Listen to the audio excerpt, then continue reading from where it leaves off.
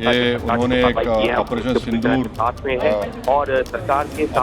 को अंजाम दिया।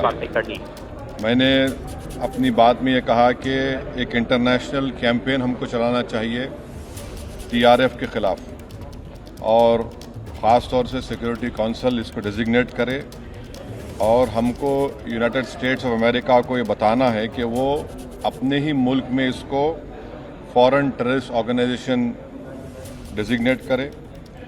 और क्योंकि आप देखेंगे फरवरी 2025 में हाफिज़ सईद के बेटे हाफिज़ अब्दुल रऊफ़ की एक स्पीच है POK में, जिसमें उसने कहा कि 2025 तमाम साल हम लोग जिहाद करेंगे। तो ये जिहाद का नाम लेकर, ये भारत में गलत नाम लेकर कत्ल करना चाहते हैं, आतंक फैलाना चाहते हैं। तो US को हम रिक्वेस्ट करें, उनको लॉबी करें कि ये TRF को एक फॉरेन टेररिस्ट ऑर्गेनाइजेशन बनाए, पाकिस्तान को FATF के ग्रे लिस्ट में डाला जाए। यूनाइटेड किंगडम से हमने ट्रेड डील किया है, अब क्या क्या बहुत सी चीज़ें कम हो जाएंगी, टैरिफ कम होगा। तो हम UK गवर्नमेंट से कहें कि वो भी TRF को बैन करें, और UK ट्रेजरी पाकिस्तान को सैंक्शन करे। यूनाइटेड स्टेट्स से हम ट्रेड डील करने जा रहे हैं, और US प्रेसिडेंट ने कहा कि ज़ीरो टैरिफ होगा एग्रीकल्चर पर। तो ये मोर द रीज़न है कि हम US भी इसको कबूल करें। अब कश्मीर में गवर्नमेंट के पास एक बहुत सुनहरा मौका है, तारीख़ी मौका है कि वो यकीनन पाकिस्तान को कन्फ्रंट करें, मगर कश्मीरियों को अडॉप्ट करें। आप कश्मीरियों को ख़रीब करें, और ख़ास तौर से मैंने कहा कि जो पूंछ में जो लोगों की मौत हुई, सिविलियन लोगों की, और उरी में जो लोग ज़ख्मी हुए, जिनके घर को नुकसान पहुंचा, गवर्नमेंट उनको टेररिस्ट विक्टिम का ऐलान करे, क्योंकि पाकिस्तान शेलिंग में उनकी मौत हुई है, और सिक्योरिटी रिलेटेड एक्सपेंडिचर के तहत मरने वालों को एक्सग्रेशिया दे, और सरकार उनका घर बना के दे। और मैंने कहा कि साउथ कश्मीर में गवर्नमेंट को बहुत एहतियात से काम करने की ज़रूरत है, वहाँ के यूथ को हमको ख़रीब करना है।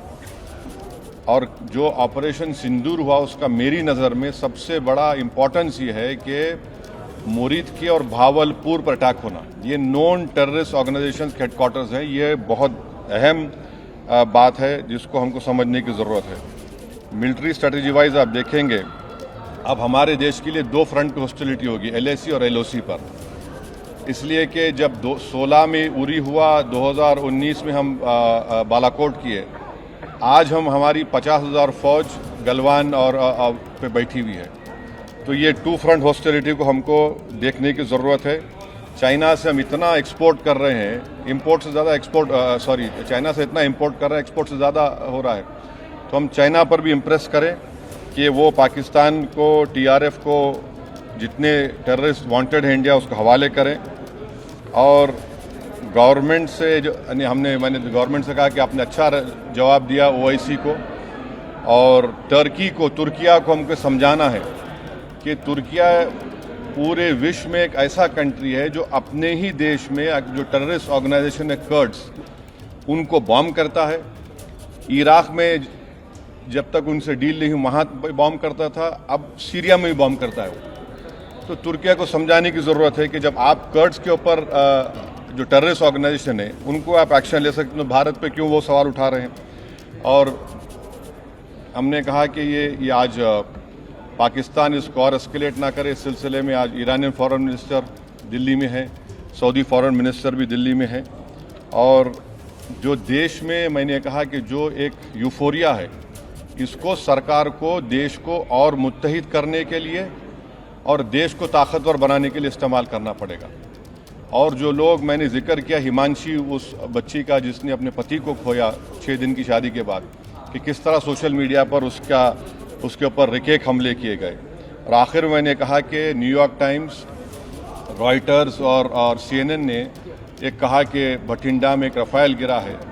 वो सही है गलत है हम नहीं जानते, मगर हमने एक गवर्नमेंट से कहा कम इंडियन एयरफोर्स को आप कहिए कि उसको डिनाई करे, ताकि हमारे आर्म फोर्सेस का मोराल और उनके रेपुटेशन में कोई कमी ना आए।